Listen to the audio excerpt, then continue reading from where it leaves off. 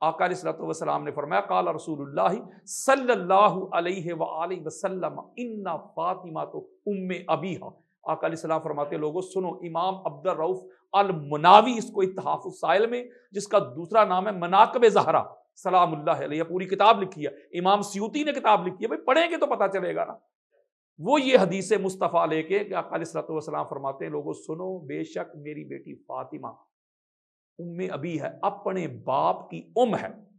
آصف بھائی یہاں ایک بات بڑی خاص ہے، ام ابی ہے یعنی میری ماں۔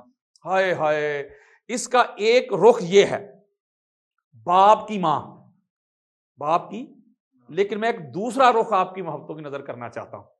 امن، یہ عربی کا ایک قاعدہ ہے کہ عربی ایک ایسی کمپریہنسو لینگویج ہے، دنیا کی سب سے فصیح و بلیغ جو لینگویج اور جو زبان ہے وہ عربی ہے۔ اس میں ایک اوریجن ہوتا ہے، مبدا، روٹ ورڈ جسے ہم کہتے ہیں، جس سے الفاظ نکلتے ہیں۔ یہ کسی اور زبان میں یہ خوبی نہیں، فقط عربی میں۔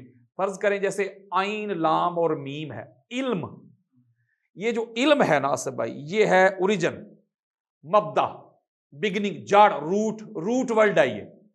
اب یہ عین لام اور میم، علم، جاننا، نالج ہے نا، اب یہ تینوں حروف، یہ جو مادہ ہے، یہ آپ کو جس لفظ میں بھی ملے گا، یہ میں چیلنج کر رہا ہوں، اس کا معنی جاننا علم ضرور ہوگا۔ مثلا عین لام اور میم سے، انہی مادے سے، اسی حروف سے بنا معلم، عین لام اور میم آیا کہ نہیں، علم پڑھانے والا۔ اسی سے بنا متعلم، علم پڑھنے والا۔ اسی سے بنا علیم، عین لام اور میم سے علیم بنا، علم جاننے والا۔ اسی سے بنا عالم، وہ بھی علم جاننے والا۔ علامہ، علم جاننے والا۔ معلوم، جاننا۔ اسی طرح یہ جو والدن ہے، والدن، والد، والدہ، مولود، یعنی کہ جہاں بھی عربی کا ایک حسن ہے کہ اس کا جو مادہ جس لفظ میں بھی پایا جائے معنی ہوگا۔ جیسے صلاح ہے، صاد، لام اور یا، درود جسے کہتے ہیں، اس کا معنی ہوتا ہے قریب کرنا۔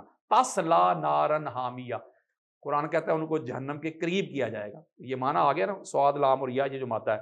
تو یہ ایک نقطہ سمجھا رہا ہوں، یہ جو من ہے، کوئی بھی لغت کی کتاب کھول لیں، امام ابن منظور کو کھول کے دیکھ لیں، لسان العرب، یا القاموس کھول لیں، المنجد کھول لیں، فیروز اللغات کھول لیں، کوئی بھی راغب اصفہانی کو پڑھ کے دیکھ لیں، بلکہ چھوڑیں ان کو، گوگل پہ لکھیں من کا معنی۔ من کا معنی ہوتا ہے اصل، اوریجن، مبدا، بگننگ، جڑ، روٹ۔ ماں کو عربی میں من پتہ کیوں کہتے ہیں؟ کہ بچے کی ابتدا ماں سے ہے، بچے کی بگننگ ماں سے، اس لیے وہ من۔ یہ سائنس بھی کہتی ہے اور قرآن بھی کہتا ہے کہ پوری کائنات میں پانی ہی پانی تھا۔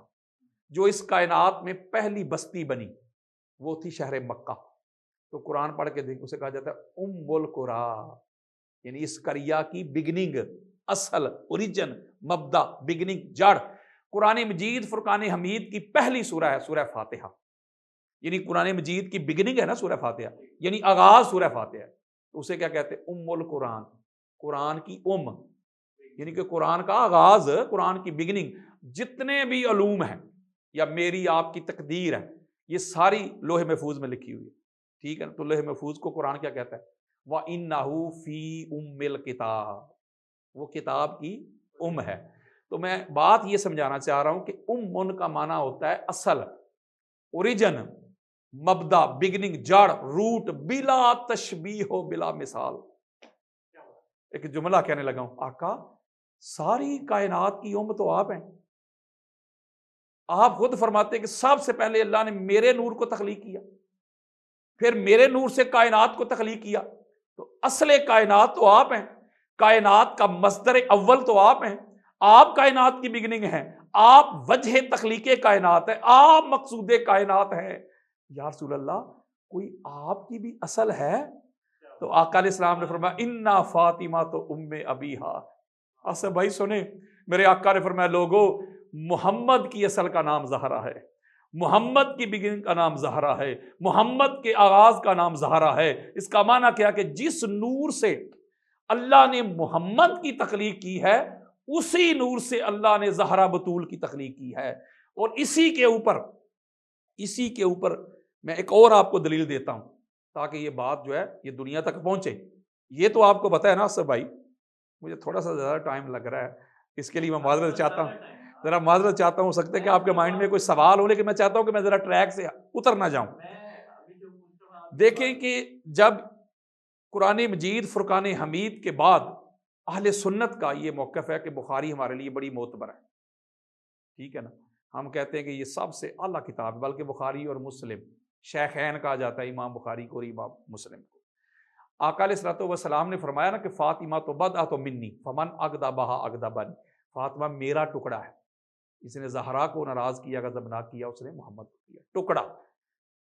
یہ بات بڑی خاص ہے، یہ میں ام ابیہا کے ذیل میں یہ چند دلائل آپ کی محبتوں کی نظر کر رہا ہوں۔ دیکھیں جب ٹکڑا ہوتا ہے نا، ٹکڑا جز پارٹ، یہ کل کا حصہ ہوتا ہے ٹکڑا۔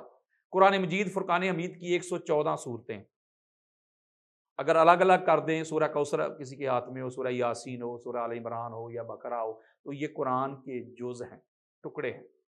جب جمع کر دیں تو کل قرآن، یعنی یہ دیکھیں میرا ہاتھ ہے، یہ ٹکڑا ہے جی، پارٹ آف باڈی، اکثر لکھا ہوتا ہے پارٹس آف باڈی، ٹھیک ہے نا، اجزائے جسم کے جتنے بھی ہمارے ہیں نا اس کو کہتے ہیں پارٹس آف باڈی۔ ہاتھ بھی ٹکڑا، آنکھ بھی ٹکڑا، پاؤں بھی ٹکڑا، یہ ٹکڑے ہیں نا، یہ کل جسم کے ٹکڑے ہیں۔ آقا علیہ الصلوۃ والسلام فرماتے ہیں کہ فاطمہ میرا ٹکڑا ہے، بدعۃ منی، میرا ٹکڑا ہے، یعنی آقا علیہ الصلوۃ والسلام جو کل ہیں، اس کل کا جو جز ہے وہ ہے بطول زہرا۔ اور بڑی خاص بات دے رہا ہوں، امام نیشا پوری شرف المصطفیٰ میں لے کے آئے کہ جب اللہ رب العزت نے آقا علیہ الصلوۃ والسلام کے نور کو تخلیق کر لیا نا، حضور علیہ السلام کے نور کو، تو پھر اس کو اپنی انوار و تجلیات کے پرتاؤ میں رکھا۔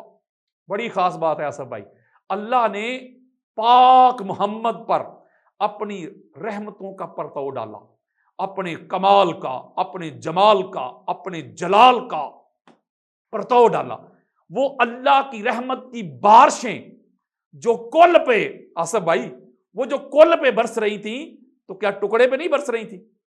آقا علیہ الصلوۃ والسلام فرماتے ہیں فاطمہ محمد کا ٹکڑا ہے، اور آقا علیہ الصلوۃ والسلام کا جو کل جسم ہے یہ ایسا جسم ہے کہ ہمارے علماء محدثین مفسرین نے کہا ہے کہ اگر آقا علیہ الصلوۃ والسلام حجرے کے اندر ہو نا، حجرے کے اندر اپنے میں، تو حجرہ خانہ کعبہ سے بھی افضل ہے، کائنات سے افضل ہے، اللہ کے عرش سے بھی افضل بن جاتا ہے، چوں حضور علیہ السلام کے جسم کی برکت سے۔ تو جس جسم کی برکت کا یہ عالم ہے، جسم کا ٹکڑا ہو، اور ٹکڑے ٹکڑے میں بھی فرق ہوتا ہے۔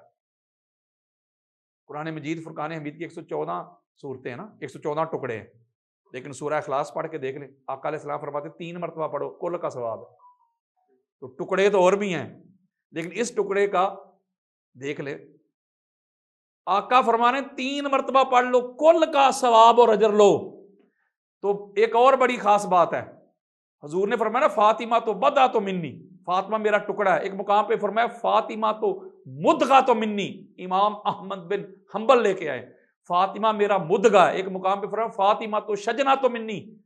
اس کو تھوڑا سا میں ذرا ڈیفائن کرنا چاہتا ہوں، یہ جو مدغہ ہے نا، مدغہ جو امام احمد بن حنبل لے کے آئے، فاطمہ مدغۃ منی، یہ مدغہ کیا ہے؟ قرآن مجید فرقان حمید کی سورہ حج کھولیں، اس کی آیت کا نمبر ہے 5۔ یہ اصل بھائی بڑا خاص پہلو ہے، بڑا خاص نقطہ ہے، ان کے کرم اور عطا سے ملتا ہے۔ سورہ حج کی آیت نمبر 5 ہے، اللہ رب العزت نے انسان کی کریشن کی بات کی، جو سائنس آج مان رہی ہے، جو 1400 سال پہلے تاجدار کائنات نے بیان کر دیا، سائنس نے آج سر تسلیم میں خم کر دی۔ سائنس آج مان رہی 1400 سال پہلے، فَإِنَّا خَلَقْنَاكُم مِّن تُرَابٍ ثُمَّ مِن نُطْفَةٍ ثُمَّ مِن عَلَقَةٍ ثُمَّ مِن مُضْغَةٍ۔ یہ قرآن ہے۔ اللہ کہتے ہیں رحم مادر میں جو بچے کا جو پروسیس ہوتا ہے اس کی پرورش کا، وہ کیا کہ سب سے پہلے نطفہ بنتا ہے، میل کی طرف سے رحم مادر میں ایک نطفہ آتا ہے، اگلی سٹیج کیا ہے اللہ کہتا ہے پھر آلہ کا بن جاتا ہے، ہینگنگ میس، وہ ایک جالا سا بن جاتا ہے۔ آصف بھائی آپ کی توجہ چاہوں گا، آگے اللہ کہتا ہے ثم من مدغۃ، پھر اس کے بعد اگلا پروسیس کیا آتا ہے مدغہ۔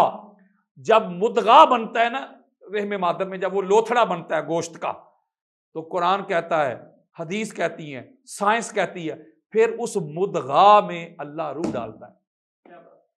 ذرا سمجھیں آصف بھائی، وہ جو مدغہ ہوتا ہے، مدغہ، اس میں اللہ جان ڈالتا ہے، اس میں روح ڈالتا ہے، پھر وہ متحرک پہلے نہیں ہوتا، نطفہ میں بھی نہیں ہوتا، علقہ میں بھی نہیں ہوتا، جب مدغہ کی سٹیج میں آتا ہے بچہ رحم مادر میں تو پھر وہ متحرک ہوتا ہے، حرکت کرتا ہے، اس میں جان آتی ہے، اس میں روح آتی ہے۔